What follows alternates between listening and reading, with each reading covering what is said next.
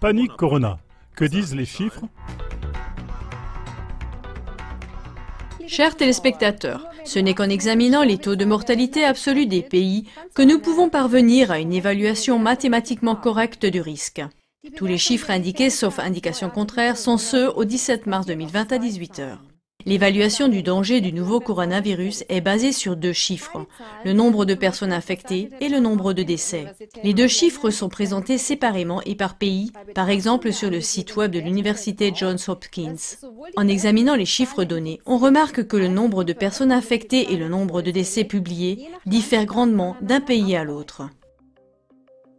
Alors que la Chine, avec 1,4 milliard d'habitants, a signalé un peu moins de 81 058 personnes infectées, dont 3 230 seraient mortes du coronavirus, l'Inde, avec 1,37 milliard d'habitants, compte 142 personnes infectées et 3 décès liés au coronavirus. Sur la base de chiffres connus, cela signifie qu'en Chine, environ 4% des personnes infectées meurent, alors qu'en Inde, ce serait environ 2% des personnes infectées. Il est également frappant de constater qu'en Italie, avec 27 980 personnes infectées et 2 158 morts, 7,7% des personnes infectées sont décédées, et que l'Allemagne, avec 8 625 personnes infectées et 23 morts, aurait un taux de mortalité de seulement 0,3%. Par conséquent, le risque de décès des personnes infectées par le nouveau coronavirus serait 29 fois plus élevé en Italie qu'en Allemagne. En raison de ces grandes différences, ces chiffres ne sont pas très adaptés à l'évaluation du risque. Une des clés de l'évaluation du risque du nouveau coronavirus est d'examiner les taux de mortalité liés au coronavirus par rapport au taux de mortalité absolu. Premièrement, dans tous les pays, le taux d'infection et le taux de mortalité liés au coronavirus par rapport à la population totale sont largement inférieurs au 1 pour 1000.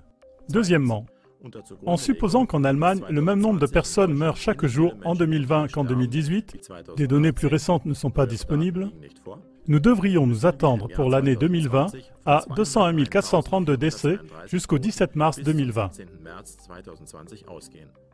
Cela correspond à 2616 décès par jour en Allemagne. Si l'on rapporte les 23 décès liés au coronavirus aux chiffres absolus de la mortalité en Allemagne, cela signifie qu'environ 0,01% de tous les décès à ce jour en 2020 seraient dus au nouveau coronavirus. Il est possible de déterminer si ces chiffres indiquent un risque accru en les comparant avec la vague annuelle de la grippe.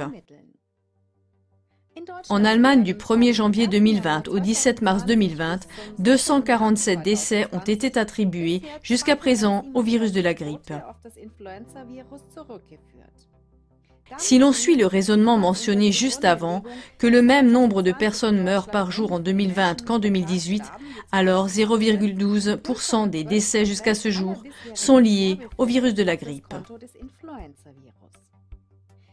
En comparant ces deux chiffres, 0,01% de décès liés au coronavirus avec 0,12% de décès dus à la grippe, on constate qu'il est 12 fois plus probable de mourir de la grippe que de l'infection due au nouveau coronavirus.